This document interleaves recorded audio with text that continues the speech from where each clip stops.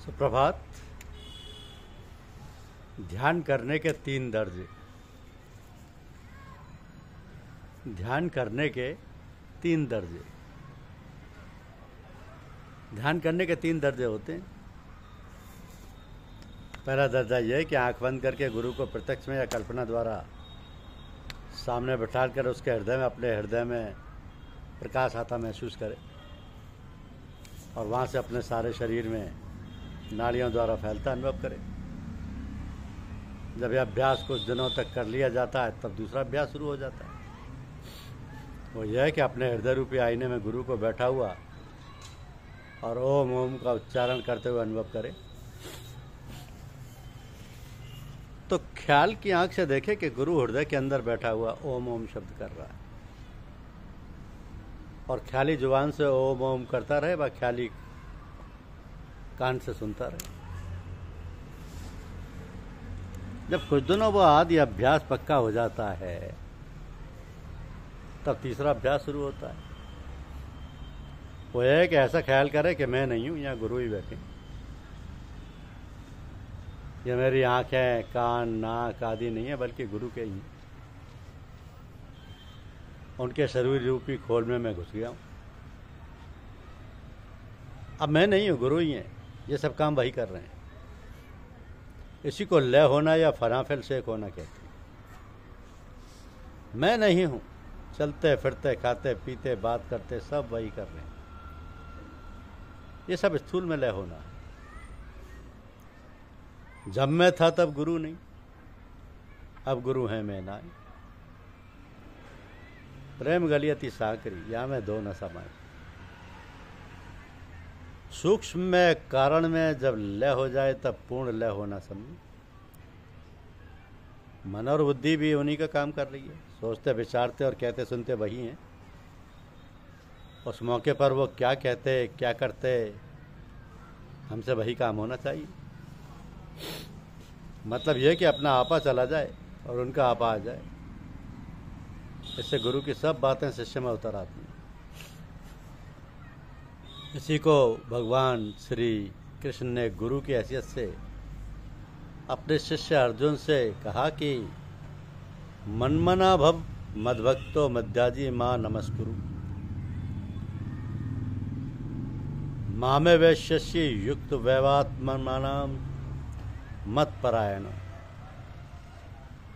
क्या प्यारे अर्जुन, मुझ में मन को लगा, मेरा ही स्मरण करता रहे, मेरे सिवा किसी दूसरे के सन्मुख सिर मत झुका। पूजा अर्चना जो कुछ तू करे वो मेरी कर।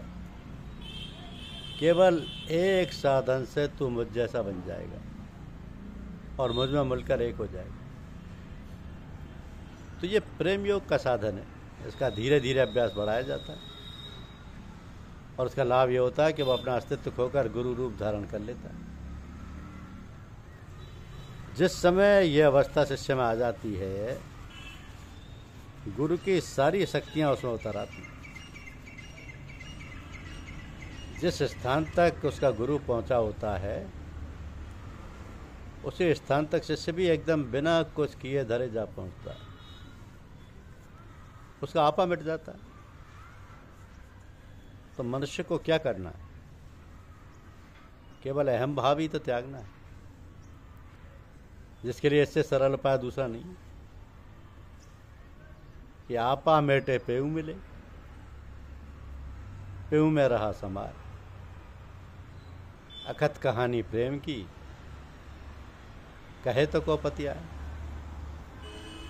इसी संबंध में सूफी भी कहते हैं कि तू धरो गुमशो इनस्तो बस, अर्थात तू इसके अंदर लय हो जा, यही कमाल है बस। बेखुदी छा जाए ऐसी कि दिल से मिट जाए खुदी। उनसे मिलने का तरीका अपने खो जाने में है। ये संसार नाम व रूप से बना है। ब्रह्म का भी नाम और रूप है। तो स्वामी तुलसीदास जी कहते हैं नाम रूप द्वय ईश उपाधि। नाम रूप द्वै ईशोपाधि। नाम से रूप का ज्ञान होता है और रूप के ज्ञान से प्रेम होता है और प्रेम से दर्शन होते हैं। देखिए क्या अच्छी सीक्वेंस है कि नाम से रूप का ज्ञान होता है, रूप के ज्ञान से प्रेम होता है और प्रेम से दर्शन होते हैं। तो संतों के साधन में नाम को शब्द योग कहते हैं। यह हृदय के जाप का नाम है। यही ध्वन्यात्मक शब्द है जो धुर से संबंध रखता है। इसी को सतत शब्द योग, अभ्यास या आंतरिक जाप भी कहते हैं। ये गुरु की कृपा व तवज्जो से जल्दी जागृत हो जाता है। रूप का ध्यान करने को ही दृष्टि योग या ध्यान योग कहते हैं, जिससे प्रेम उत्पन्न होता है। इसी को प्रेम का साधन भी कहा जाता है। तो ये दोनों साधनों से ही काम लेना पड़ता है। भाई दोनों साधन संतों में साथ साथ ही चलते हैं। ख्याली जबान से शब्द का जाप किया जाता है, ख्याल के कान से शब्द को सुनते हैं, वह ख्याल की दृष्टि से रूप को देखते हैं। इस प्रकार प्रेम के संबंध को दिन प्रतिदिन बढ़ाकर आत्मिक संबंध जोड़ने में ऐसा आनंद, हर्ष, शांति, मस्ती व सुरूर होता है कि दूर जाकर देखते, नजदीक आकर देखते।